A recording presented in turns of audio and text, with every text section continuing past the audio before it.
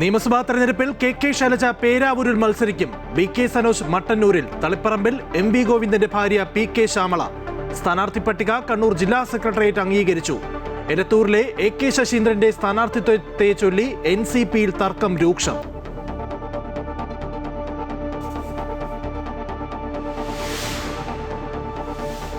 കണ്ണൂരിലെ പ്രതിഷേധത്തിൽ വീണ ജോർജിന് പരിക്കേറ്റ കേസിൽ KSU പ്രവർത്തകർക്ക് ജാമ്യമില്ല. 5 പ്രതികളും ജയിലിൽ തുടരും. ആലപ്പുഴ തുറവൂർ താലൂക്ക് ആശുപത്രി കെട്ടിടം ഉദ്ഘാടനത്തിനിടെ കരിങ്കൊടി പ്രതിഷേധവുമായി കോൺഗ്രസ്. തടയാൻ ശ്രമിച്ച CPM പ്രവർത്തകരുമായി സംഘർഷം. ആരോഗ്യമന്ത്രി കെട്ടിടം ഉദ്ഘാടനം ചെയ്തത് ഓൺലൈനായി. പത്തനംതിട്ടയിൽ പൊതുപരിപാടിയിൽ പങ്കെടുത്ത് വീണ ജോർജ്.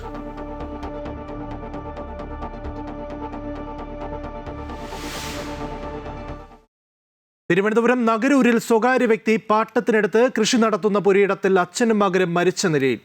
വൈദ്യുത വേലിയിൽ നിന്നും ഷോക്കേറ്റതാകാമെന്ന് പ്രാഥമിക നിഗമനം. അന്വേഷണം ആരംഭിച്ച് പോലീസ്.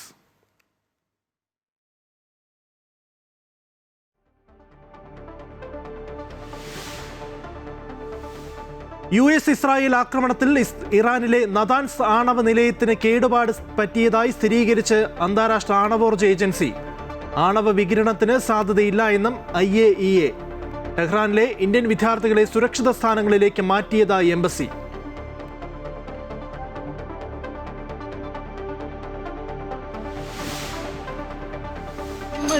പൊങ്കാല അമ്മ ആദിപരാശക്തിക്കു പൊങ്കാല. യാഗശാലിയായി അനന്തപുരി. ആറ്റുകാലമ്മയ്ക്ക് പൊങ്കാലയർപ്പിച്ച് ഭക്തലക്ഷങ്ങൾ. ചന്ദ്രഗ്രഹണമായതിനാൽ രാത്രി 7 മണിവരെ ക്ഷേത്ര ദർശനമില്ല.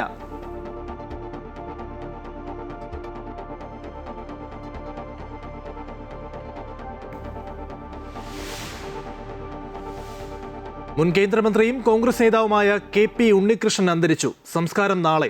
വിടവാങ്ങിയത് 6 തവണ വടകര മണ്ഡലത്തിൽ നിന്നും ലോക്സഭയിലേക്ക് തിരഞ്ഞെടുക്കപ്പെട്ട ജനപ്രതിനിധി. കണ്ണൂരിൽ സ്ഥാനാർത്ഥി നിർണയത്തിൽ തീരുമാനങ്ങളുമായി CPM ജില്ലാ സെക്രട്ടേറിയറ്റ്. KK ശൈലജ പേരാവൂരിൽ നിന്ന് മത്സരിക്കും. തളിപ്പറമ്പ് മണ്ഡലത്തിൽ PK ശ്യാമള LDF സ്ഥാനാർത്ഥിയാകും. മട്ടന്നൂർ മണ്ഡലം വീണ്ടും നൽകണമെന്ന് KK ശൈലജ ആവശ്യമുയർത്തിയെങ്കിലും ജില്ലാ സെക്രട്ടേറിയറ്റ് നിരസിക്കുകയായിരുന്നു. നിലവിലെ MLAയും KPCC പ്രസിഡന്റുമായ സണ്ണി ജോസഫ് പേരാവൂരിൽ UDF സ്ഥാനാർത്ഥിയാകുമെങ്കിൽ മണ്ഡലത്തിൽ മത്സരം കടുക്കും. വിശദാംശങ്ങളുമായി ജോസഫ് ചേരുകയാണ്. ജോസഫ്, ആദ്യഘട്ടത്തിൽ KK ശൈലജയ്ക്ക് സീറ്റില്ല എന്ന തരത്തിലുള്ള ചർച്ചകൾ ഉയർന്നു വന്നിരുന്നു. പക്ഷേ ഏറ്റവും ഒടുവിൽ ഈ ജനസമ്മതിയുള്ള നേതാവിനെ ഒഴിവാക്കിയാൽ കനത്ത തിരിച്ചടിയാകും എന്നുള്ള നിഗമനത്തിലാണ് KK ശൈലജയ്ക്ക് ഇത്തരമൊരു സീറ്റ് നൽകിയിരിക്കുന്നത്. എന്തായാലും KPCC അധ്യക്ഷനും KK ശൈലജയും നേർക്കുനേർ വരുമ്പോൾ വളരെ ശ്രദ്ധയാകർഷിക്കുന്ന ഒരു മണ്ഡലമായി പേരാവൂർ മാറുകയാണ്. മാത്രമല്ല, ജില്ലയിലെ മറ്റ് മണ്ഡലങ്ങളിലെ സ്ഥാനാർത്ഥികളെ കുറിച്ചുള്ള വിവരങ്ങൾ എങ്ങനെയാണ്? ലിജിൻ, ഇന്ന് കൂടിയ കണ്ണൂർ CPM ജില്ലാ സെക്രട്ടേറിയറ്റിലാണ് ഈ സ്ഥാനാർത്ഥി നിർണയ ചർച്ചകൾ പൂർത്തിയാക്കി അതിന് അംഗീകാരം നൽകിയിട്ടുള്ളത്. ജില്ലയിലെ 11 മണ്ഡലങ്ങളിൽ 9 മണ്ഡലങ്ങളിലാണ് ഇപ്പോൾ CPM സ്ഥാനാർത്ഥികൾ മത്സരിക്കുന്നത്. ഇതിൽ ഏറ്റവും പ്രധാനപ്പെട്ടത് മട്ടന്നൂരിൽ നിന്ന് 2 തവണ മത്സരിച്ച് വിജയിച്ചിട്ടുള്ള KK ശൈലജ. കഴിഞ്ഞ തവണ വലിയ ഭൂരിപക്ഷത്തിൽ, അതായത് 60,000 വോട്ടുകളുടെ ഭൂരിപക്ഷത്തിലാണ് ഈ മണ്ഡലത്തിൽ നിന്ന് വിജയിച്ചത്. ഈ ശൈലജയെ ഇവിടെ നിന്ന് മാറ്റി തൊട്ടു സമീപത്തുള്ള പേരാവൂർ മണ്ഡലത്തിലാണ് മത്സരിപ്പിക്കാൻ പാർട്ടി തീരുമാനമായിട്ടുള്ളത്. ഈ KK ശൈലജയെ മാറ്റി ഈ DYFI നേതാവ് VK സനോജിനാണ് ഇവിടെ അവസരം ഒരുക്കുന്നത്. അതുപോലെ തന്നെ പയ്യന്നൂരിൽ TA മധുസൂദനും, കല്യാശ്ശേരിയിൽ M വിജിനും, അഴീക്കോട് K സുമേഷും മത്സരിക്കുമെന്നും തീരുമാനമായിട്ടുണ്ട്. 2 തവണ വിജയിച്ച AN ഷംസീറിന് പകരം തലശ്ശേരിയിൽ കാരായി രാജൻ ജനവിധി തേടും.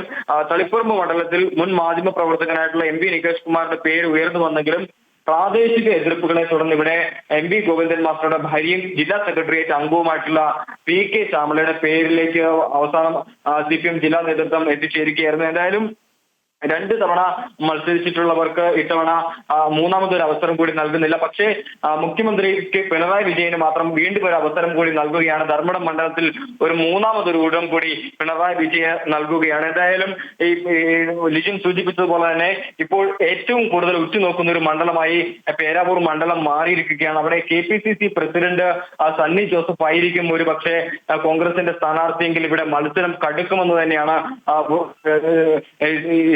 രാഷ്ട്രീയം നോക്കിക്കാണുന്ന ആളുകളൊക്കെ ഇപ്പോൾ വിലയിരുത്തുന്നത്. എന്തായാലും കഴിഞ്ഞ തവണ 3000 വോട്ടിന്റെ ഭൂരിപക്ഷമായിരുന്നു സണ്ണി ജോസഫിന് ഈ മണ്ഡലത്തിലുണ്ടായിരുന്നത്. പക്ഷേ ഈ നാളുകൾക്ക് ശേഷം ഇത്തരത്തിൽ സണ്ണി ജോസഫിന്റെ ഇത്തരത്തിൽ വലിയ രീതിയിലുള്ള മാറ്റം സംഭവിച്ചിട്ടുണ്ട്. KPCC പ്രസിഡന്റ് എന്നൊരു സ്ഥാനം ലഭിച്ചിട്ടുണ്ട്. മാത്രമല്ല അടുത്ത തവണ കോൺഗ്രസ് അധികാരത്തിൽ വരികയാണെങ്കിൽ മന്ത്രി പദം ഉൾപ്പെടെ ലഭിക്കാനുള്ള ഒരു സാധ്യതയുണ്ട്. മാത്രമല്ല മത സാമുദായിക സംഘടനകളുടെയൊക്കെ വലിയ രീതിയിലുള്ള പിന്തുണ അത് വലിയ രീതിയിൽ ഇത്തരത്തിൽ സണ്ണി ജോസഫിന് അനുകൂല ഘടകമായി പ്രവർത്തിക്കുമെന്നാണ് കോൺഗ്രസ് പ്രതീക്ഷിക്കുന്നത്. എന്തായാലും ആദ്യഘട്ട സ്ഥാനാർത്ഥി ചർച്ചകൾ ഇതിനോടകം തന്നെ പൂർത്തിയായിട്ടുണ്ട്.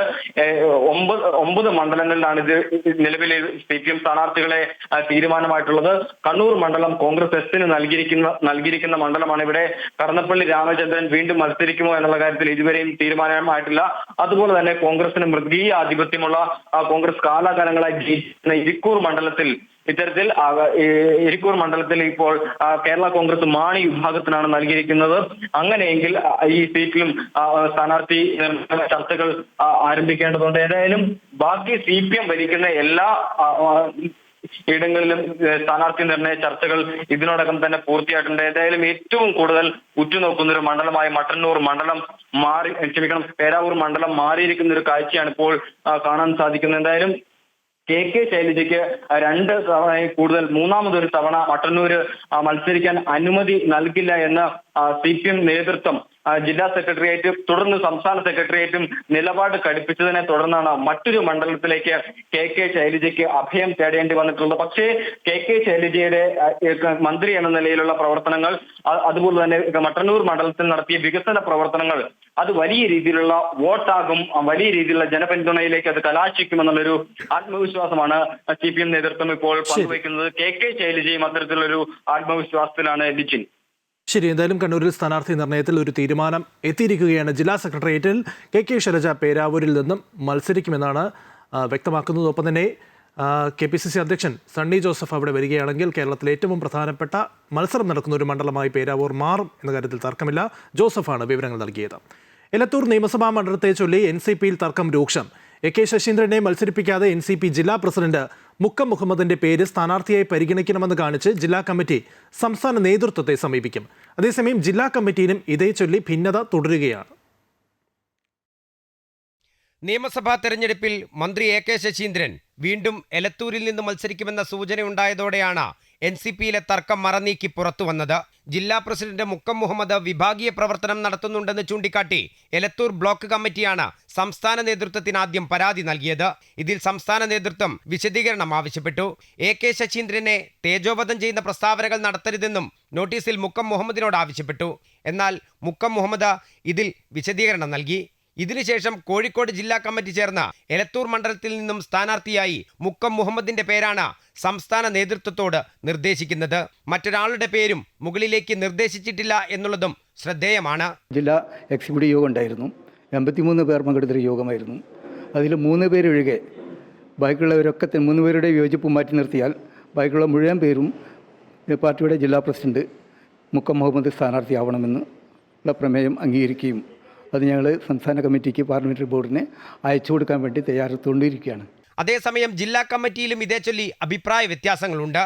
വീണ്ടും സ്ഥാനാർത്ഥിയാവാനുള്ള AK ശശീന്ദ്രന്റെ നീക്കങ്ങൾക്ക് തടയിടാനാണ് NCP ജില്ലാ കമ്മിറ്റിയിലെ കരുത്തരായ വിഭാഗം ശ്രമിക്കുന്നത്. അതേസമയം സംസ്ഥാന നേതൃത്വത്തിന്റെയും കേന്ദ്ര നേതൃത്വത്തിന്റെയും പിന്തുണയിൽ വീണ്ടും മത്സരിക്കാനുള്ള നീക്കങ്ങൾ AK ശശീന്ദ്രൻ വിഭാഗവും നടത്തുന്നു.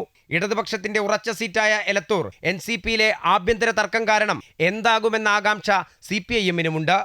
MM Ragesh, Amrita news, Kozhikode. തവനൂരിൽ ഇടത് സ്വതന്ത്രനായി KT ജലീൽ തന്നെ മത്സരിക്കും. വീണ്ടും അംഗത്തിനിറങ്ങാൻ KT ജലീലിന് മേൽ CPM നേതൃത്വത്തിന്റെ സമ്മർദ്ദം ശക്തമായി.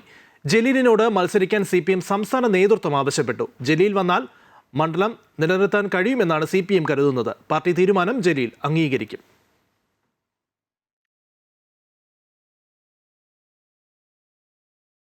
കൊല്ലം ഇരവിപുരത്തെ സ്ഥാനാർത്ഥിയെ ചൊല്ലി UDF-ൽ ഭിന്നത. ഇരവിപുരത്തെ RSP സ്ഥാനാർത്ഥിക്ക് വിജയസാധ്യത ഇല്ല എന്ന് കോൺഗ്രസ് ആരോപിച്ചു. അനുകൂല രാഷ്ട്രീയ സാഹചര്യം മുതലാക്കാൻ കഴിയുന്ന സ്ഥാനാർത്ഥി വേണമായിരുന്നെന്ന് ഇടപെടൽ ആവശ്യപ്പെട്ട് പ്രതിപക്ഷ നേതാവ് VD സതീശന് കത്തു നൽകി. ബ്ലോക്ക്, മണ്ഡലം പ്രസിഡന്റുമാർ, പഞ്ചായത്ത് പ്രസിഡന്റ്, മെമ്പർമാർ, കൗൺസിലർമാർ ഉൾപ്പെടെയുള്ളവർ ഒപ്പിട്ട കത്താണ് നൽകിയത്. തദ്ദേശ തെരഞ്ഞെടുപ്പിൽ 3ാം സ്ഥാനത്തേക്ക് പോയ സ്ഥാനാർത്ഥിയെ തങ്ങൾക്ക് വേണ്ട എന്ന് കോൺഗ്രസ് ആവശ്യപ്പെട്ടു. കാർത്തിക് പ്രേമചന്ദ്രൻ സ്ഥാനാർത്ഥിയായെങ്കിൽ വിജയസാധ്യത ഉണ്ടായിരുന്നുവെന്ന് കത്തിൽ പറയുന്നു. സ്ഥാനാർത്ഥിയെ മാറ്റിയില്ല എങ്കിൽ പരസ്യ പ്രതിഷേധം നടത്തുമെന്നും കോൺഗ്രസ് നേതാക്കൾ കത്തിൽ ചൂണ്ടിക്കാട്ടി. കഴിഞ്ഞ തദ്ദേശ തെരഞ്ഞെടുപ്പിൽ ഇരവിപുരത്ത് UDF-നായിരുന്നു മുൻതൂക്കം.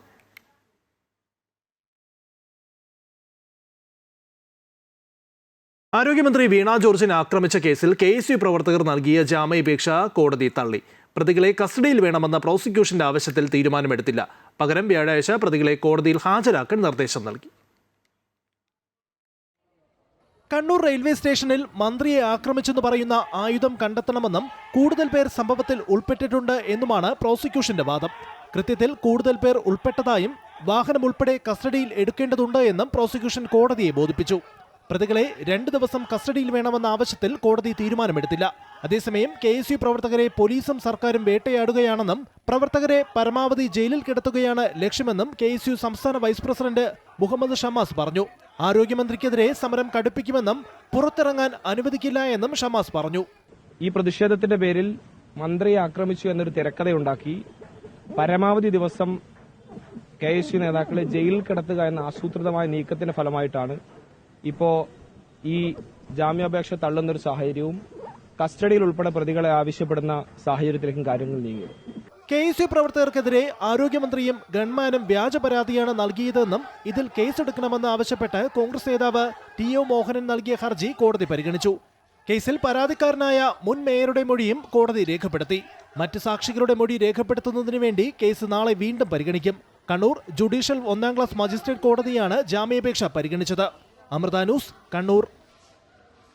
കണ്ണൂർ സംഭവത്തിന് ശേഷം പൊതുപരിപാടിയിൽ പങ്കെടുത്ത് മന്ത്രി വീണ ജോർജ്. ആരോഗ്യവകുപ്പിന്റെ നേതൃത്വത്തിൽ നടക്കുന്ന ആരോഗ്യമാനന്ദം പത്തനംതിട്ട ഫെസ്റ്റിലാണ് മന്ത്രി പങ്കെടുത്തത്. കേരളത്തിന്റെ ആരോഗ്യ മേഖലയെക്കുറിച്ച് നുണപ്രചരണങ്ങൾ നടക്കുന്നുവെന്ന് ഉദ്ഘാടന പ്രസംഗത്തിൽ പറഞ്ഞ മന്ത്രി പക്ഷേ മാധ്യമങ്ങളോട് പ്രതികരിക്കാൻ തയ്യാറായില്ല. വിവിധയിടങ്ങളിൽ പ്രതിഷേധങ്ങൾ തുടരുന്നതിനിടയിലാണ് വീട്ടിൽ വിശ്രമത്തിലായിരുന്ന മന്ത്രി പൊതുപരിപാടിയിൽ പങ്കെടുത്തത്. കഴുത്തിൽ നെക്ക് ബാൻഡ് ധരിച്ചായിരുന്നു മന്ത്രി എത്തിയത്. പരിപാടിയോടനുബന്ധിച്ചുള്ള സംവാദത്തിൽ പങ്കെടുത്ത ശേഷം സ്റ്റാളുകളും സന്ദർശിച്ച ശേഷമാണ് വീണ ജോർജ് മടങ്ങിയത്.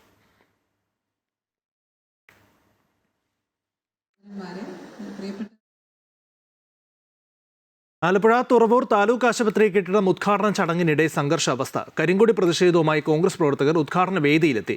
കോൺഗ്രസ് പ്രവർത്തകരെ തടയാൻ CPM പ്രവർത്തകർ ശ്രമിച്ചതോടെ ഇരുവിഭാഗങ്ങളും എതിർ ദിശകളിൽ നിന്ന് മുദ്രാവാക്യം വിളിക്കുകയായിരുന്നു. 2 കൂട്ടരെയും പോലീസ് തടഞ്ഞു. മന്ത്രി വീണ ജോർജ് ഓൺലൈനായിട്ടായിരുന്നു ആശുപത്രി കെട്ടിടം ഉദ്ഘാടനം നിർവഹിച്ചത്. അതിനിടെ സംഘർഷത്തിൽ block panchayat president CK Rajendran, സ്ഥിരം സമിതി അധ്യക്ഷന്മാരായ MN സിനിൽ, ഗൗരീശൻ എന്നിവർക്ക് പരിക്കേറ്റു. CPM പ്രവർത്തകരുടെ ആക്രമണത്തിലാണ് ഇവർക്ക് പരിക്കേറ്റത്. ഇവരെ തുറവൂർ താലൂക്ക് ആശുപത്രിയിൽ പ്രവേശിപ്പിച്ചു.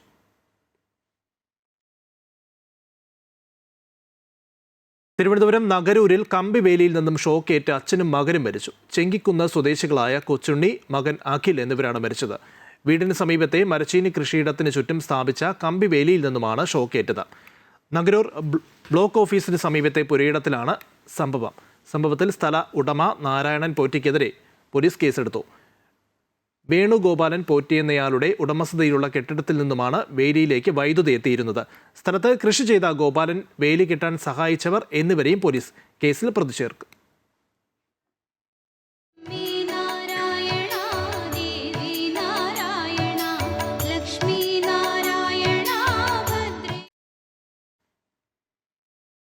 ആറ്റുകാലമ്മയ്ക്ക് പൊങ്കാലയർപ്പിച്ച് ഭക്തലക്ഷങ്ങൾ. പ്രാർത്ഥനാപൂർവ്വം ദേവിയുടെ ഇഷ്ടനിവേദ്യങ്ങൾ സമർപ്പിച്ച് സായുജ്യത്തോടെ ഭക്തർ മടങ്ങി.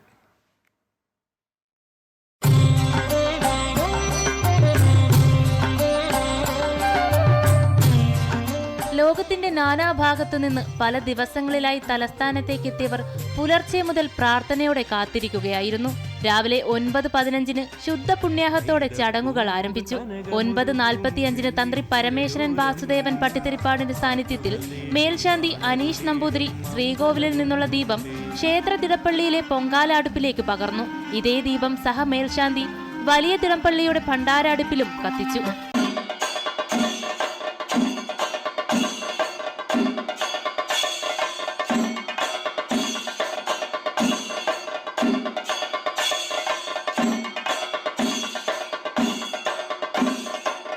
പണ്ടാരടുപ്പിൽ നിന്ന് പകർന്ന ദീപം വായ്ക്കുറവകളുടെ അകമ്പടിയോടെ നഗരത്തിലെ വിവിധയിടങ്ങളിലെ ലക്ഷോപലക്ഷം ഭക്തരുടെ അടുപ്പുകളെ ജ്വലിപ്പിച്ചതോടെ നഗരം യാഗശാലയായി മാറി. ആറ്റുകാലമ്മയ്ക്കു പൊങ്കാല, അമ്മ ആദിപരാശക്തിക്കു പൊങ്കാല. ആറ്റുകാലമ്മയ്ക്കു പൊങ്കാല, അമ്മ ആദിപരാശക്തിക്കു പൊങ്കാല. ദേവിയുടെ ഇഷ്ടവിഭവങ്ങൾ ഒരുക്കിയ ഭക്തർക്ക് പിന്നെ ഒരു കാത്തിരിപ്പായിരുന്നു. ഉച്ചയ്ക്ക് 2:15 നിവേദ്യം. പണ്ടാര അടുപ്പിലെ നിവേദ്യത്തിന് ശേഷം വിവിധ ക്ഷേത്രങ്ങളിൽ നിന്ന് നിയോഗിച്ചിരുന്ന 350ഓളം ശാന്തിമാർ ഭക്തരുടെ ആത്മസമർപ്പണം നിവേദിച്ചു. പിന്നീടൊരു മടക്കയാത്രയായിരുന്നു.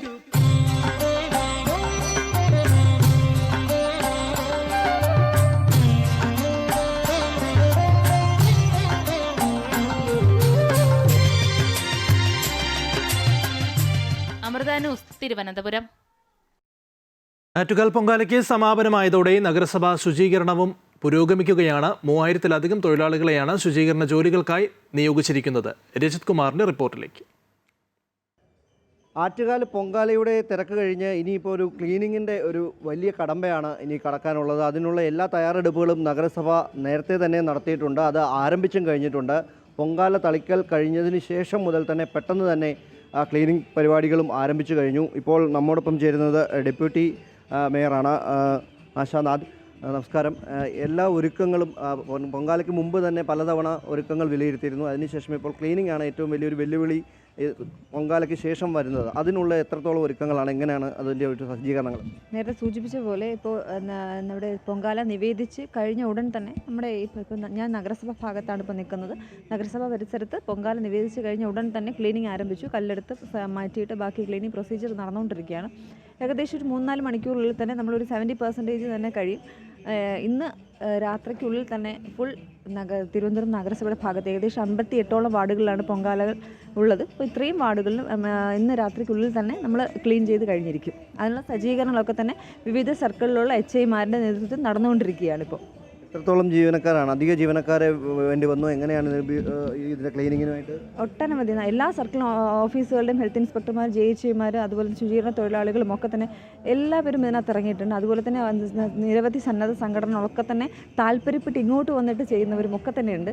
അപ്പോൾ കാരണം നമുക്ക് നമ്മുടെ മുന്നിൽ ഒറ്റ ലക്ഷ്യം മാത്രമേ ഉള്ളൂ. നാളെ തിരുവനന്തപുരം നഗരസഭ കണ്ണു തുറക്കുമ്പോൾ കാണുന്നത് മാലിന്യത്തിൽ ഉള്ള ഒരു തിരുവനന്തപുരം ആകരുത്, പൂർണ്ണമായും വൃത്തിയുള്ള ഒരു തിരുവനന്തപുരം ആയിരിക്കണം എന്നുള്ളൊരു പൂർണ്ണമായിട്ടുള്ളൊരു ബോധ്യമുള്ളതുകൊണ്ട് തന്നെയാണ് ഇത്രയും എത്ര അർജൻറ്റായിട്ട് തന്നെ ഇങ്ങനെ ഒരു നടപടിയുമായിട്ട് മുന്നോട്ട് പോകുന്നത്. പല സ്ഥലങ്ങളിലും എനിക്കൊന്ന് ആറ്റുകാൽ ഉൾപ്പെടെ മേയർ ഉൾപ്പെടെ അതിന് നേതൃത്വം നൽകുകയാണ്. ഇവിടെ മാഡം നേതൃത്വം നൽകുന്നു. പിന്നെ ബാക്കിയുള്ള സ്ഥലങ്ങളിൽ ആളുകളെ അങ്ങനെ വിന്യസിച്ചിട്ടുണ്ടോ? ഇല്ല, എല്ലാ സോണൽ ഇപ്പോൾ പാളയത്ത് നമ്മുടെ ക്ഷേമകാര്യ കമ്മിറ്റി സ്റ്റാൻഡിങ് ചെയർപേഴ്സണാണ്. അപ്പോൾ ഇവിടെ തിരുവനന്തപുരം നഗരസഭ ഭാഗത്തൊക്കെ വരുന്നത് ഞാൻ ഡെപ്യൂട്ടി മേയർ ഞാൻ നോക്കുന്നു. ആറ്റുകാൽ പരിസരത്തൊക്കെ നമ്മുടെ ബഹുമാനപ്പെട്ട മേയറുടെ സെക്രട്ടറിയുടെ നേതൃത്വത്തിലാണ് ഇവിടെ ശുചീകരണ പ്രവർത്തനം നടക്കുന്നത്. അതുപോലെ നമ്മുടെ തമ്പാനൂർ ഭാഗത്തൊക്കെ തന്നെ നമ്മുടെ വിദ്യാഭ്യാസ സ്റ്റാൻഡിങ് കമ്മിറ്റി ചെയർമാൻ്റെ നേതൃത്വത്തിൽ, അത് സ്റ്റാച്യൂവിൽ നമ്മുടെ ടാക്സ് അപ്പീൽ കാര്യ ചെയർപേഴ്സൻ്റെ നേതൃത്വത്തിൽ നടക്കുന്നുണ്ട്. അങ്ങനെ വിവിധ ഭാഗങ്ങളിൽ എല്ലാ ചെയർപേഴ്സന്മാരുടെ നേതൃത്വത്തിൽ ഈ ശുചീകരണ പ്രവർത്തനങ്ങൾ നടന്നു വന്നുകൊണ്ടിരിക്കുകയാണ്. നമുക്ക് ഞാൻ നേരത്തെ സൂചിപ്പിച്ച പോലെ നമ്മുടെ ഈ ഒരു 3-4 മണിക്കൂറുകളിൽ തന്നെ നമ്മുടെ ഈ തിരുവനന്തപുരം നഗര പരിസരത്തുള്ള എല്ലാ ഭാഗത്തിലും മാലിന്യങ്ങളൊക്കെ തന്നെ പൊങ്കാലയുമായി ബന്ധപ്പെട്ട മാലിന്യങ്ങളൊക്കെ തന്നെ മാറ്റുന്നതിനുള്ള നടപടി സ്വീകരിച്ചിരിക്കുക. ഈ ഒരു കട്ടയാണ് ഏറ്റവും കൂടുതലായിട്ട് വരുന്നത്. അപ്പോൾ അതെങ്ങനെയാണ് ഇനി അതിൻ്റെ ഒരു കട്ടകളൊക്കെ തന്നെ നമ്മളിപ്പോൾ മാറ്റി വച്ചിരിക്കുകയാണ്. അപ്പോൾ ബാക്കി കാര്യങ്ങളൊക്കെ തന്നെ മേയർ സൂചിപ്പിച്ചിട്ടുണ്ടായിരുന്നു. അപ്പോൾ അതുമായിട്ട് തന്നെ മുന്നോട്ട് പോകും. തന്നെയാണ് നഗരസഭയുടെ ക്ലീനിങ്. അത് വളരെ വേഗത്തിൽ തന്നെ പുരോഗമിക്കുന്നു എന്നതാണ്. നേരത്തെ ഞാൻ സൂചിപ്പിച്ചതുപോലെ തന്നെ പൊങ്കാല തളിച്ച് കഴിഞ്ഞപ്പോൾ മുതൽ തന്നെ ക്ലീനിങ് പരിപാടികൾ ആരംഭിച്ചു. കട്ടകളൊക്കെ ഇഷ്ടിക കട്ടകളാണ്. അവ ഇനി പുനരുപയോഗിക്കാൻ കഴിയുന്ന തരത്തിലുള്ള പദ്ധതികളിലേക്ക് നീങ്ങുകയും ചെയ്യും. ഇപ്പോൾ അവ കൃത്യമായി ഒരിടത്ത് സ്വരൂപിച്ചതിന് ശേഷം അവ കൃത്യമായി തന്നെ ഉപയോഗിക്കാനാണ് നഗരസഭ തയ്യാറെടുക്കുന്നത്. നേരത്തെ ഡെപ്യൂട്ടി മേയർ സൂചിപ്പിച്ചതുപോലെ നാളെ നഗരം കണ്ണു തുറക്കുമ്പോൾ ക്ലീനായി നഗരം ഇരിക്കുക, അതുതന്നെയാണ് ലക്ഷ്യം. അതിനുള്ള പ്രയത്നത്തിലാണ് ഏകദേശം 3000ഓളം വരുന്ന തൊഴിലാളികൾ. ക്യാമറമാൻ വിഷ്ണുവിനൊപ്പം രജിത് കുമാർ, അമൃത ന്യൂസ്, തിരുവനന്തപുരം. പശ്ചിമേഷ്യയിൽ ആക്രമണം കനക്കുന്നു. ടെഹ്റാനിലും ബെയ്റൂട്ടിലും ഇസ്രായേൽ ഇന്നും ശക്തമായ ആക്രമണം നടത്തി. സൈനിക കേന്ദ്രങ്ങളെ ലക്ഷ്യമിട്ടായിരുന്നു ആക്രമണങ്ങൾ. ഇറാനും ശക്തമായി തിരിച്ചടിക്കുകയാണ്. ആക്രമണങ്ങളിൽ ഇറാനിൽ ആകെ മരണം 787 ടെഹ്റാനിൽ കുടുങ്ങിക്കിടക്കുന്ന ഇന്ത്യൻ വിദ്യാർത്ഥികളെ സുരക്ഷിത സ്ഥാനങ്ങളിലേക്ക് മാറ്റി. ഇറാനിലെ നദാൻസ് ആണവ നിലയത്തിനു നേരെ ആക്രമണം ഉണ്ടായതായി അന്താരാഷ്ട്ര ആണവോർജ്ജ ഏജൻസി സ്ഥിരീകരിച്ചു. അമേരിക്കയും ഇസ്രയേലും സംയുക്തമായി ഇറാനിലെ ആക്രമണം ശക്തമാക്കുകയും ഒപ്പം ഇറാൻ ശക്തമായി തിരിച്ചടിക്കുകയും ചെയ്തതോടെ പശ്ചിമേഷ്യയിൽ സംഘർഷം വ്യാപിക്കുകയാണ്. ടെഹ്റാനിലെ അതീവ സുരക്ഷാ മേഖലയായ ലീഡർഷിപ്പ് കോമ്പൗണ്ടിന് നേരെ പുലർച്ചെയാണ് ബോംബാക്രമണമുണ്ടായത്.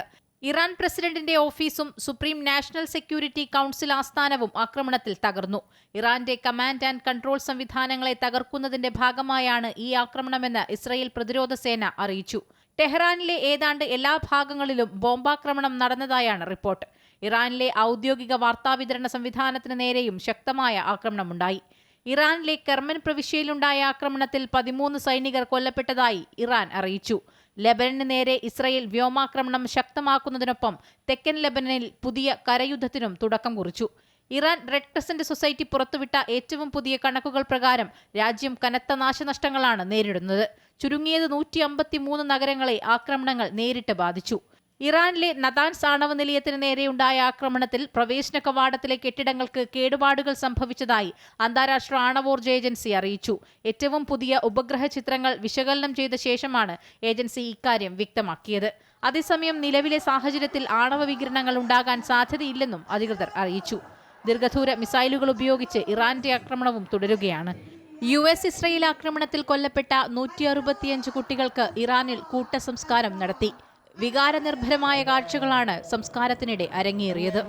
യുദ്ധഭീതിയെ തുടർന്ന് അന്താരാഷ്ട്ര വിപണിയിൽ വാതകവില കുതിച്ചുയരുകയാണ്. തിങ്കളാഴ്ച 50% വർദ്ധിച്ച വില ഇന്ന് വീണ്ടും 30% കൂടി ഉയർന്നു. International desk, Amrita TV.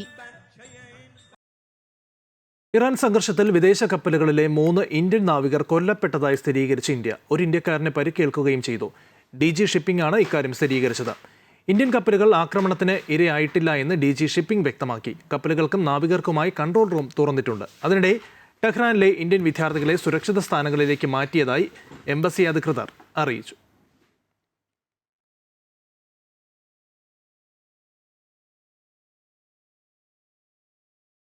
ഇറാനിലെ ഫാർസ് പ്രവിശ്യയിൽ ഭൂചലനം റിക്ടർ സ്കെയിലിൽ 4.3 തീവ്രത രേഖപ്പെടുത്തി. ആളപായമോ നാശനഷ്ടമോ റിപ്പോർട്ട് ചെയ്തിട്ടില്ല.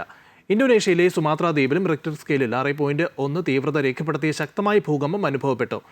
സുമാത്രയ്ക്ക് സമീപമുള്ള സമുദ്രത്തിനടിയിലാണ് ഭൂചലനത്തിന്റെ പ്രഭവ കേന്ദ്രമെന്ന് യുണൈറ്റഡ് സ്റ്റേറ്റ്സ് ജിയോളജിക്കൽ സർവേ സ്ഥിരീകരിച്ചു. സുനാമി മുന്നറിയിപ്പുകളൊന്നും തന്നെ പുറപ്പെടുവിച്ചിട്ടില്ല എങ്കിലും അധികൃതർ സ്ഥിതിഗതികൾ സൂക്ഷ്മമായി വിലയിരുത്തി വരികയാണ്. ശസ്ത്രക്രിയയ്ക്കിടെ വയറ്റിൽ കത്രിക കുടുങ്ങിയ ആലപ്പുഴ സ്വദേശിനി ഉഷ ജോസഫ് കുട്ടിയെ കൊച്ചി അമൃത ആശുപത്രിയിലെ വിദഗ്ധ ചികിത്സയ്ക്ക് ശേഷം ഡിസ്ചാർജായി വീട്ടിലെത്തി. ചികിത്സയ്ക്കിടെ ആരോഗ്യവകുപ്പിൽ നിന്നും ആരും തങ്ങളെ വിളിച്ചിട്ടില്ല എന്ന് ഉഷയുടെ മകൻ പ്രതികരിച്ചു. ചികിത്സയ്ക്കൊപ്പം നിന്ന കൊച്ചി അമൃത ആശുപത്രിക്ക് നന്ദി അറിയിക്കുന്നതായി മകൻ പറഞ്ഞു. വയറ്റിൽ കത്രിക കുടുങ്ങിയ ഉഷയെ KC വേണുഗോപാൽ MP ഇടപെട്ടാണ് കൊച്ചി അമൃത ആശുപത്രിയിൽ എത്തിക്കുന്നത്. മാതാ അമൃതാനന്ദമയി മഠം ഇടപെട്ട് ഉഷയ്ക്ക് സൗജന്യമായിട്ടാണ് ചികിത്സ നൽകിയത്. ആലപ്പുഴ വണ്ടാനം ഗവൺമെന്റ് മെഡിക്കൽ കോളേജിൽ ഗർഭാശയം നീക്കാനുള്ള ശസ്ത്രക്രിയ കഴിഞ്ഞ് 5 വർഷമാകുന്നതിനിടെയാണ് പുന്നപ്ര സ്വദേശി ഉഷ ജോസഫ് കുട്ടിയുടെ വയറ്റിൽ കത്രിക കണ്ടെത്തിയത്. ശസ്ത്രക്രിയയ്ക്ക് ഉപയോഗിക്കുന്ന ആർട്ടറി ഫോർസെപ്സ് ആണ് ഉഷയുടെ വയറ്റിൽ ഉണ്ടായിരുന്നത്. 2021 മെയ് 10-നായിരുന്നു ശസ്ത്രക്രിയ. പിന്നീട് നിരന്തരമായ വയറുവേദനയും മൂത്രത്തിൽ രക്തവും കണ്ടതോടെ പലയിടത്തും പരിശോധന നടത്തിയെങ്കിലും കാരണം കണ്ടെത്തിയില്ല. ഒടുവിൽ ആലപ്പുഴയിലെ യൂറോളജി വിദഗ്ധന്റെ നിർദ്ദേശപ്രകാരം എക്സ്റേ എടുത്തപ്പോഴാണ് വയറ്റിൽ കത്രികയുള്ളതായി മനസ്സിലായത്. തുടർന്ന് KC വേണുഗോപാൽ MP ഇടപെട്ടാണ് ഉഷയെ കൊച്ചി അമൃത ആശുപത്രിയിൽ എത്തിക്കുന്നത്. അമൃത ആശുപത്രിയിൽ നടന്ന ശസ്ത്രക്രിയയിൽ ഉഷയുടെ വയറ്റിൽ നിന്നും കത്രിക നീക്കം ചെയ്തിരുന്നു. വിദഗ്ധ ചികിത്സയും പൂർത്തിയാക്കിയാണ് ഉഷ ആശുപത്രി വിട്ടത്. ഒരുപാട് വേദന സഹിച്ചെന്നും ചികിത്സയ്ക്ക് ഒപ്പം നിന്ന എല്ലാവർക്കും നന്ദി അറിയിക്കുന്നതായും ഉഷ ജോസഫ് കുട്ടി പ്രതികരിച്ചു. എന്നാലും ഞാൻ നല്ല ശരിക്കും വേദനയൊക്കെ സഹിച്ച് ഞാൻ ഈ 5 വർഷമായിട്ട് വേദന സഹിച്ചു കിടന്നു. അപ്പം എനിക്ക് ഇവിടെ വന്ന് എന്നെ കാണിച്ച് എല്ലാവർക്കും നന്ദി പറയും. എല്ലാ കാര്യത്തിനും എല്ലാവരും എൻ്റെ കൂടെ സപ്പോർട്ടുണ്ടായിരുന്നു. അതുകൊണ്ട് ഞാനിപ്പോൾ ജീവനോടെ ഉണ്ട്. അതേസമയം ചികിത്സ നടക്കുന്നതിനിടെ ആരോഗ്യവകുപ്പിലെ ആരും തങ്ങളെ ബന്ധപ്പെട്ടിട്ടില്ലെന്ന് ഉഷയുടെ മകൻ പറഞ്ഞു. നമുക്കിവിടെ KC വേണുഗോപാൽ സാറിനോടും അമൃത ഹോസ്പിറ്റലിനോടും എല്ലാവരോടും നമുക്ക് നന്ദിയേ ഉള്ളൂ. ഇത്തരം നമുക്ക് എല്ലാ കാര്യങ്ങളും ചെയ്തു തന്നതിനും സഹായിച്ചതിനും കൂടെ ഉണ്ടായതിനും എല്ലാത്തിനും നമുക്ക് നന്ദിയുണ്ട്. അപ്പോൾ നല്ലൊരു ആശ്വാസമുണ്ട്. കാരണം ഇത്രയും ദിവസമായിട്ട് നമ്മൾ കുറേ കഷ്ടപ്പെട്ടതും ബുദ്ധിമുട്ടെല്ലാം നമുക്ക് മാറി കിട്ടിയിട്ടുണ്ട്. നമുക്ക് സന്തോഷമുള്ളൂ. ഇത്രയും ദിവസമായിട്ടും ഒരു വട്ടം നമ്മുടെ MLA വിളിച്ചായിരുന്നു, H. സലാം വിളിച്ചായിരുന്നു. അതല്ലാണ്ട് വേറെ ആരും ആരോഗ്യവകുപ്പിൽ നിന്നാണെങ്കിലും വേറെ സ്ഥലത്തു നിന്നൊന്നും നമ്മളാരും വിളിച്ചിട്ടില്ല. കൊച്ചി അമൃത ആശുപത്രിയിലെ ഗ്യാസ്ട്രോ സർജറി വിഭാഗം മേധാവി doctor O V Sudheer, urology വിഭാഗം മേധാവി doctor K V Sajeevan, gynaecology വിഭാഗം മേധാവി ഡോക്ടർ രാധാമണി കെ എന്നിവരുടെ നേതൃത്വത്തിലായിരുന്നു ശസ്ത്രക്രിയ. ഉഷയുടെ വയറ്റിൽ നിന്നും നീക്കം ചെയ്ത കത്രിക അന്ന് തന്നെ അമ്പലപ്പുഴ ഡിവൈഎസ്പിക്ക് കൈമാറിയിരുന്നു. അമൃത ന്യൂസ്, കൊച്ചി. മുൻ കേന്ദ്രമന്ത്രിയും കോൺഗ്രസ് നേതാവുമായ KP ഉണ്ണികൃഷ്ണൻ അന്തരിച്ചു. കോഴിക്കോട്ടെ സ്വകാര്യ ആശുപത്രിയിലായിരുന്നു അന്ത്യം. VP സിംഗ് മന്ത്രിസഭയിൽ ഉപരിഗതാഗത വാർത്താ വിനിമയ മന്ത്രിയായിരുന്നു അദ്ദേഹം. സംസ്കാരം നാളെ നടക്കും. 1971 മുതൽ 1991 വരെ തുടർച്ചയായി 6 തവണ വടകര മണ്ഡലത്തിൽ നിന്ന് ലോക്സഭയിലേക്ക് തിരഞ്ഞെടുക്കപ്പെട്ടു. മികച്ച നയതന്ത്രജ്ഞനും വാഗ്മിയുമായ ഉണ്ണികൃഷ്ണൻ UN അടക്കമുള്ള വിവിധ അന്താരാഷ്ട്ര വേദികളിൽ ഇന്ത്യയുടെ പ്രതിനിധിയായി പങ്കെടുത്തിട്ടുണ്ട്. ചെന്നൈയിലെ മദ്രാസ് ക്രിസ്ത്യൻ കോളേജിൽ നിന്നാണ് അദ്ദേഹം വിദ്യാഭ്യാസം നേടിയത്. ചെന്നൈയിൽ നിന്നാണ് അദ്ദേഹം നിയമപഠനം പൂർത്തിയാക്കിയത്. ഈ കാലയളവിൽ അദ്ദേഹം സോഷ്യലിസ്റ്റ് പാർട്ടിയുമായും പ്രജാ സോഷ്യലിസ്റ്റ് പാർട്ടിയുമായും ബന്ധപ്പെട്ടിരുന്നു. 1960കളിൽ അദ്ദേഹം ഇന്ത്യൻ നാഷണൽ കോൺഗ്രസിൽ ചേരുകയും 1962 അഖിലേന്ത്യാ കോൺഗ്രസ് കമ്മിറ്റിയിൽ അംഗമാകുകയും ചെയ്തു. മാതൃഭൂമിയിലും മറ്റ് ആനുകാലികങ്ങളിലും പ്രത്യേക ലേഖകനായി നിരവധി ലേഖനങ്ങൾ എഴുതിയിരുന്നു. 1971 ഇന്ത്യൻ നാഷണൽ കോൺഗ്രസ് സ്ഥാനാർത്ഥിയായി വടകര നിയോജക മണ്ഡലത്തെ പ്രതിനിധീകരിച്ചാണ് തെരഞ്ഞെടുപ്പ് രംഗത്ത് പ്രവേശിച്ചത്.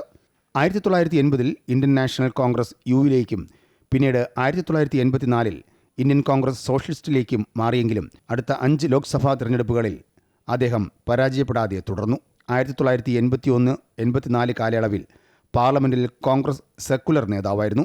1980-82 കാലയളവിൽ പബ്ലിക് അക്കൗണ്ട്സ് കമ്മിറ്റിയിലും അംഗമായിരുന്നു. വിശ്വനാഥ് പ്രതാപ് സിംഗ് മന്ത്രിസഭയിൽ ടെലികമ്മ്യൂണിക്കേഷൻസ്, ഷിപ്പിംഗ്, ഉപരിതല ഗതാഗതം എന്നീ വകുപ്പുകളുടെ മന്ത്രിയായി അദ്ദേഹം സേവനമനുഷ്ഠിച്ചിട്ടുണ്ട്. മന്ത്രിയായിരുന്ന കാലത്ത് ഗൾഫ് യുദ്ധകാലത്ത് ഇന്ത്യക്കാരെ ഒഴിപ്പിക്കുന്നതിന് അദ്ദേഹം മേൽനോട്ടം വഹിച്ചു. 1996 മണ്ഡലത്തിൽ അദ്ദേഹത്തിൻ്റെ ഏക പരാജയം. പിന്നീട് സജീവ രാഷ്ട്രീയം ഉപേക്ഷിച്ച ഉണ്ണികൃഷ്ണൻ തൻ്റെ താവളം ന്യൂഡൽഹിയിലേക്കും പിന്നീട് കോഴിക്കോട് ജില്ലയിലെ പന്നിയങ്കരയിലേക്കുമുള്ള തൻ്റെ തറവാട്ട് വീട്ടിലേക്കും മാറ്റി. പുസ്തകങ്ങൾ വായിക്കുന്നതിലും എഴുതുന്നതിലും സ്വയം സമർപ്പിച്ചു. 1977 അദ്ദേഹം അമൃത ഉണ്ണികൃഷ്ണനെ വിവാഹം കഴിച്ചു. അവർക്ക് 2 പെൺമക്കളുണ്ട്. News desk, Amrita news. Sabarimala സ്വർണ്ണക്കൊള്ള ദ്വാരപാലക കേസിൽ പ്രതിയായ തിരുവിതാംകൂർ ദേവസ്വം ബോർഡ് മുൻ പ്രസിഡന്റ് A. പത്മകുമാറിന്റെ സ്വാഭാവിക ജാമ്യ ഹർജിയിൽ കൊല്ലം വിജിലൻസ് കോടതി നാളെ വിധി പറയും. ഇന്ന് ഹർജി പരിഗണിച്ച കോടതി വിധി പറയാൻ നാളത്തേക്ക് മാറ്റുകയായിരുന്നു. ഇതിൽ ജാമ്യം ലഭിച്ചാൽ പത്മകുമാറിന് ജയിൽ മോചിതനാകാം. കട്ടിളപ്പാളി കേസിൽ കഴിഞ്ഞ മാസം 20-ന് പത്മകുമാറിന് ജാമ്യം ലഭിച്ചിരുന്നു. അതേസമയം ശബരിമല സ്വർണ്ണക്കൊള്ള കേസിൽ ചെന്നൈയിലെ സ്വകാര്യ ആശുപത്രിയിൽ ചികിത്സ ആവശ്യപ്പെട്ട് സ്മാർട്ട് ക്രിയേഷൻസ് ഉടമ പങ്കജ് ഭണ്ഡാരി സമർപ്പിച്ച അപേക്ഷ കൊല്ലം വിജിലൻസ് കോടതി വാദം കേൾക്കാൻ 5-ാം തീയതിയിലേക്ക് മാറ്റി. ഇന്ന് കേസ് പരിഗണിച്ചെങ്കിലും മെഡിക്കൽ റിപ്പോർട്ട് സമർപ്പിക്കാൻ പ്രോസിക്യൂഷൻ സാവകാശം തേടിയ പശ്ചാത്തലത്തിലാണ് ഹർജി വ്യാഴാഴ്ചത്തേക്ക് മാറ്റിയത്. ശബരിമല സ്വർണ്ണക്കൊള്ള കേസിൽ ദേവസ്വം ബോർഡ് മുൻ പ്രസിഡന്റും കമ്മീഷണറുമായിരുന്ന N. വാസു കൊച്ചി ED ഓഫീസിൽ ചോദ്യം ചെയ്യലിന് ഹാജരായി.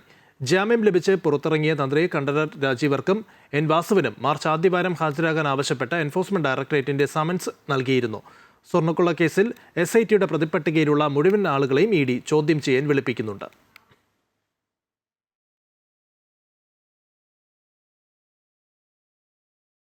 പത്തനംതിട്ടയിൽ അമ്മയ്ക്കും കുട്ടികൾക്കും നേരെ ലഹരിമരുന്ന് സംഘത്തിന്റെ ആക്രമണം. പത്തനംതിട്ട പറക്കോട് സ്വദേശികളായ സലീന, മക്കളായ ഫൈസൽ, അഫ്സൽ എന്നിവർക്കാണ് അതിക്രൂര മർദ്ദനമേറ്റത്. തിങ്കളാഴ്ച രാത്രി 9:30 വീടിനുള്ളിൽ അതിക്രമിച്ചു കയറിയ അക്രമികൾ കുട്ടികളുടെ ശരീരമാസകലം ചെയിൻ സോക്കറ്റും ബൈക്ക് ചെയിനും ഉപയോഗിച്ച് മർദ്ദിച്ചു. ഒപ്പം വീട്ടിലെ ഉപകരണങ്ങളും തകർത്തു. പ്രതികളായ സാബിർ, അർഷിദ്, ശ്രേയസ് എന്നിവർക്ക് വേണ്ടി പോലീസ് അന്വേഷണം ഊർജിതമാക്കിയിട്ടുണ്ട്.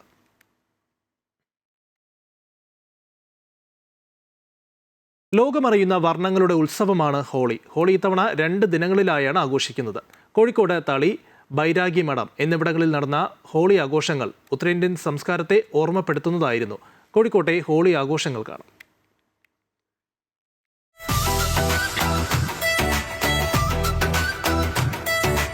ഐതിഹ്യങ്ങൾ പലതാണെങ്കിലും നിറങ്ങളുടെ ഉത്സവത്തിന്റെ പകിട്ട് വർണ്ണനാതീതമാണ്. പരസ്പരം നിറങ്ങൾ പൂശിയും മധുരം പങ്കുവെച്ചും നൃത്തം ചെയ്തും പതിവ് പോലെ കോഴിക്കോട്ടെ ഉത്തരേന്ത്യൻ സമൂഹം ഹോളി കളർഫുള്ളാക്കി.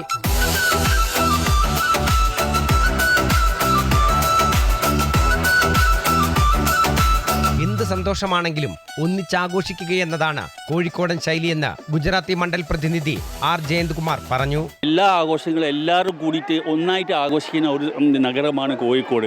അപ്പോൾ ഇവിടുത്തെ ഹോളി പറഞ്ഞാൽ പരസ്പരം അങ്ങനെ വാരി വിതറി മറ്റേ ഈ കളറുകൾ ഹോളി ആഘോഷിച്ചിട്ട് പിന്നെ അത് കഴിഞ്ഞിട്ട് എല്ലാവരും കൂടെ ഇരുന്ന് ഭക്ഷണം കഴിച്ചിട്ട് നല്ല രീതിയിൽ എല്ലാ കൊല്ലം ആഘോഷിക്കാറുണ്ട്. ബൈരാഗി മണ്ഡലത്തിൽ സ്ത്രീകളുടെ ഹോളി ആഘോഷം നടന്നപ്പോൾ പുരുഷന്മാർ തളി കേന്ദ്രീകരിച്ചാണ് ഹോളി ആഘോഷിച്ചത്. നൂറ്റാണ്ടുകൾക്ക് മുമ്പ് കച്ചവടത്തിനെത്തി ഇവിടുത്തുകാരായി മാറിയ ഗുജറാത്തികൾക്കും മാർവാടികൾക്കും രാജസ്ഥാനികൾക്കുമൊപ്പം പുതുതായി എത്തിയ അതിഥി തൊഴിലാളികളും ആഘോഷത്തിന്റെ ഭാഗമായി. ക്യാമറാമാൻ സജി തറയിലിനൊപ്പം MM രാഗേഷ്, അമൃത ന്യൂസ്, കോഴിക്കോട്. ഉന്നതമായ പ്രാചീന ഭാരതീയ ശില്പകലയുടെ വൈഭവം തൊട്ടറിയാൻ സഞ്ചാരിയായ നിങ്ങൾക്ക് ആഗ്രഹമുണ്ടെങ്കിൽ മുംബൈ എലിഫന്റ് ഗുഹകളിലേക്ക് വരിക. 6-ാം നൂറ്റാണ്ടിലെ ഇന്ത്യയുടെ സമ്പന്നമായ സാംസ്കാരിക വാസ്തുവിദ്യാ പൈതൃകത്തിലേക്കുള്ള ജാലകം എലിഫന്റ് ഗുഹകൾ തുറക്കുകയാണ്. അറബിക്കടലിൽ 1 മണിക്കൂർ നീളുന്ന ബോട്ട് യാത്രയ്ക്ക് ശേഷം എലിഫന്റ് ഗുഹകളിൽ എത്തിച്ചേരാം.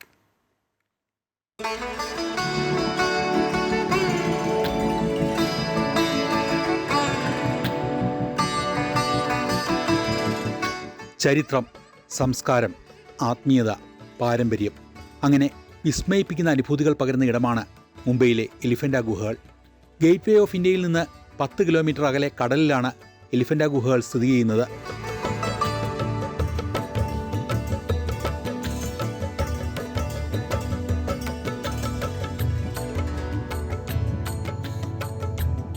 ഗുഹകളിലെ പ്രധാന ശില്പങ്ങളും കൊത്തുപണികളും നടന്നത് AD 6-ാം നൂറ്റാണ്ടിന്റെ മധ്യത്തിലാണെന്ന് കരുതപ്പെടുന്നു.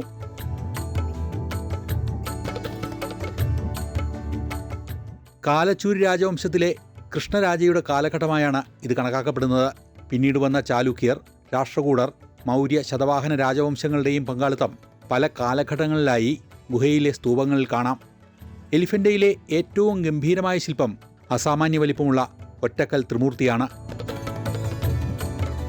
സൃഷ്ടി, സ്ഥിതി, സംഹാരം എന്നിവയുടെ പ്രതീകമായി ഇത് കരുതപ്പെടുന്നു.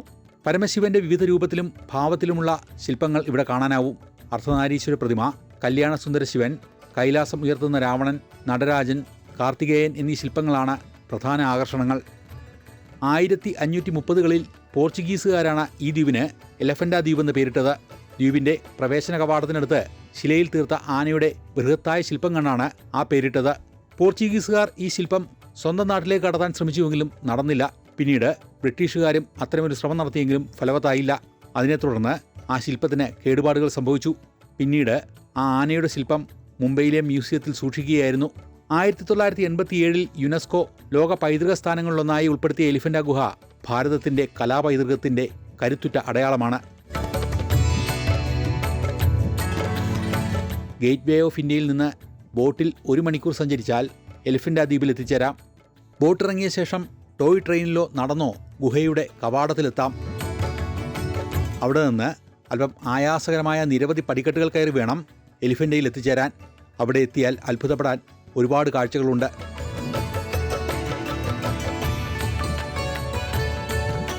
അതിനൊപ്പം ഭാരതീയനെന്ന് അഭിമാനിക്കാനും.